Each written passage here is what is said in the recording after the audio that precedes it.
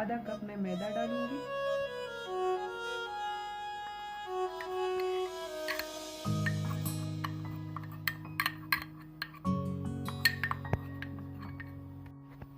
आधा कप इसमें हम देसी घी ऐड करेंगे।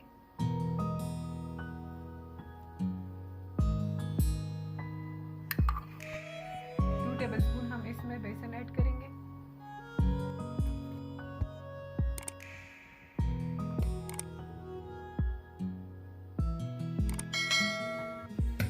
इलायची पाउडर इसमें हम ऐड करेंगे।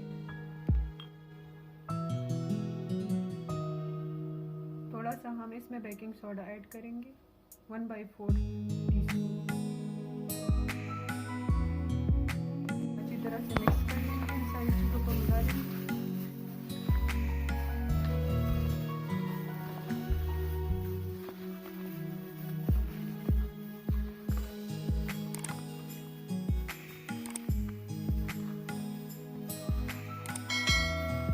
इस तरह से बना ली है। अब इसके ऊपर मैं थोड़ा सा दूध ऐड डालूंगी।